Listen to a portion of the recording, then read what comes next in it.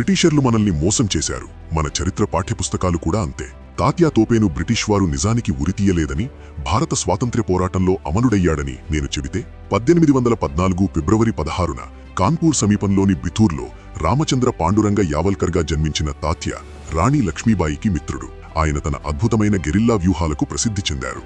ఆయన చేసిన పోరాటం గ్వాలియర్ వరకు సాగింది. ఆయన తండ్రి పేష్వా బాజీరావు II ఆస్థానంలో ఒక ప్రభువు. తాత్యా, బాజీరావు కుమారులు రాణి లక్ష్మీబాయితో పాటు విద్యను అభ్యసించారు. ఆ తర్వాత ఆయన పేష్వాకు సైనిక సలహాదారుడిగా కూడా నియమించబడ్డారు.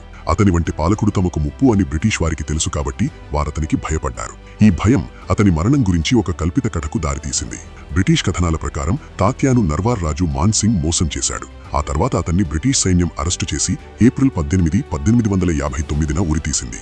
ఇది నిజం కాదు. విప్లవకారుల దృష్టిలో తమ ఆధిపత్యాన్ని నిలుపుకోవడానికి బ్రిటిష్ వారు ఉద్దేశపూర్వకంగా ఆడిన నాటకం. తాత్యా తోపే వారసుడైన పరాగ్ తోపే తన పుస్తకంలో తోపేను బ్రిటిష్ వారు ఉరితీయలేదని, అతను జనవరి 1, 1859న చిప్పా బరోడ్ యుద్ధంలో అమరుడయ్యాడని పేర్కొన్నాడు.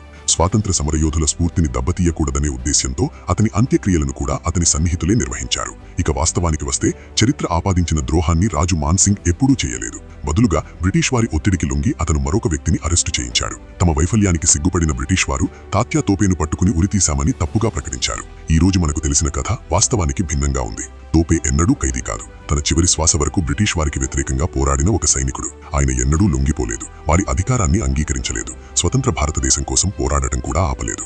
ఎన్నో సంవత్సరాలుగా అటువంటి ధైర్యవంతులైన వీరుల కథలు వలసవాద కథనాలచే రూపుదిద్దుకున్నాయి. ఆ కథనాలలో చాలా వరకు ఇప్పటికీ మన పాఠ్యపుస్తకాలలో ఉన్నాయి. ఇప్పుడు మన స్వాతంత్ర సమరయోధుల నిజమైన గాథలను ప్రశ్నించడానికి, వెలుగులోకి తీసుకురావడానికి సమయం ఆసన్నమైంది.